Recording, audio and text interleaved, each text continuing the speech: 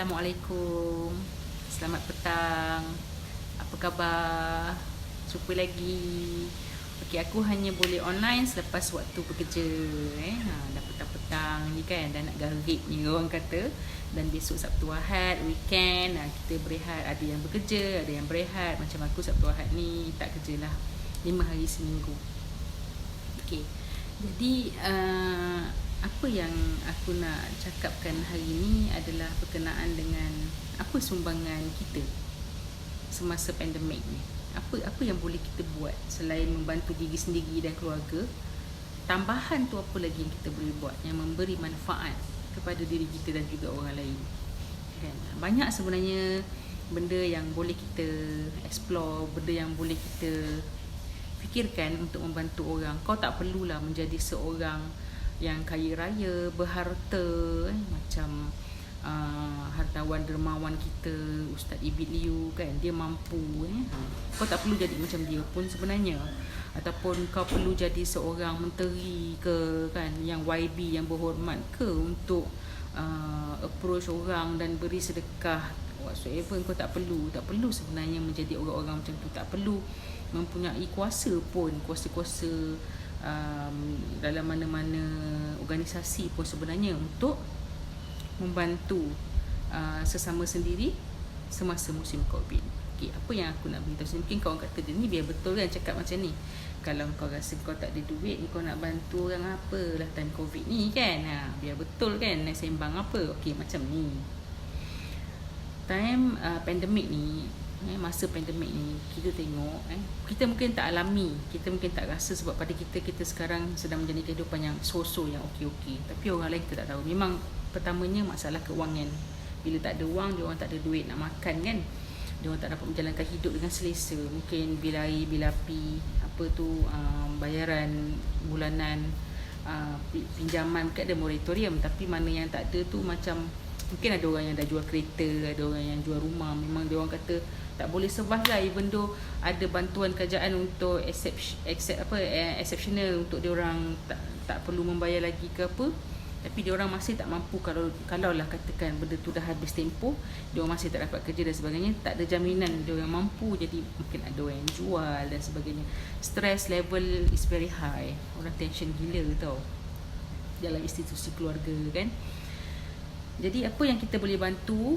Okey, apa yang aku cakap ni adalah benda yang aku dah buat, dah cuba buat lah, dah cuba buat. Walaupun tak sehebat mana, tapi aku rasa begitu berbaloi dan berpuas hati dan syukur alhamdulillah. Sebenarnya sumbangan, sedekah, infak tu sebenarnya adalah ubat penenang perasaan, penenang jiwa sebenarnya on the spot kau akan dapat. Okay, for example lah, kalau katakan kita ni ada duit sikit lah, tak adalah kaya raya sampai boleh beli tu ini banyak-banyak kan, tak.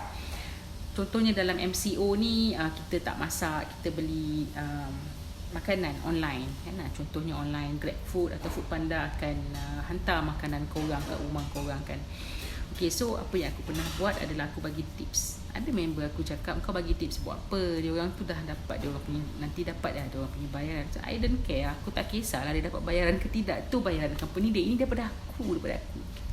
Okay, pada aku appreciate dia orang tu. Kau tahu tak berapa banyak kes orang yang hantar makanan jatuh, accident, meninggal, ada yang cacat dan sebagainya kan. So why not kita bantu. Sebab sedikit kita bolehlah bagi tips sikit lah kan. Kalau tidak pun aku akan beli makanan lebih. Misalkan aku ada 6 beranak, so aku akan beli 7. So masa dia hantar tu, 6 tu aku ambil, 7 tu aku bagi, yang ke-7 tu aku bagi dia sebungkus. Kan dia terperanjat, apa ni kak, apa ni makcik, apa ni kan. Aku cakap tak apa, ambil lah, belum makan ni kan tengah hari kan. So salah pula hantar kat aku makanan sedap-sedap, dia dah makan belum, aku pun tak tahu. Sampai aku tanya, dah makan belum? Dia kata belum. Ambil pergi makan cakap kan.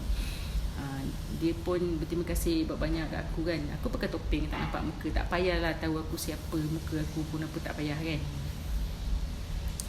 Even aku beli makanan pun tak letak nama betul kan. Jadi itu sebagai contoh. Aku pun dapat inspirasi ni daripada ada orang lain dah buat dah, bukan aku yang buat pertama kat Malaysia. Benda-benda banyak dah orang sebenarnya dah bersedekah dengan cara masing-masing. Ada yang no mention, tak payah cakap kan, tak payah cakap. Ni aku bukan nak menunjukkan kau orang, cuma aku bagi kau orang jalan macam mana nak buat baik di musim PKP ni. Nanti sambung. Okey, sambung lagi. Tadi tu kita cakap pasal kita memberi sumbangan sedikit lah, walaupun sedikit, kepada orang penghantar makanan. Ada dekat Kuala Lumpur ke Selangor, aku tak ingat lah. Ada seorang wanita yang, tak salah aku, dia ni financial planner ke ataupun insurance punya orang ke macam mana.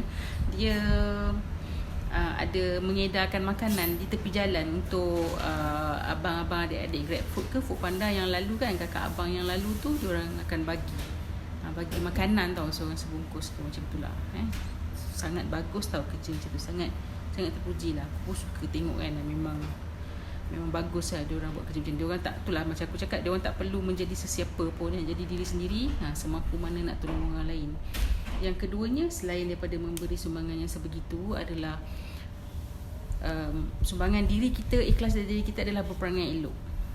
Berperangai elok dalam apa benda juga yang kau buat, sama ada kau di alam realiti, berinteraksi dengan orang, kejujuran, sikap-sikap, ataupun sikap kita dalam media sosial. Mentang-mentang lah media sosial ramai tak kenal kau siapa kan, kebanyakannya gitu kan. Tapi bila aku tengok trend media sosial, dia orang punya komen pun boleh tahan juga kan.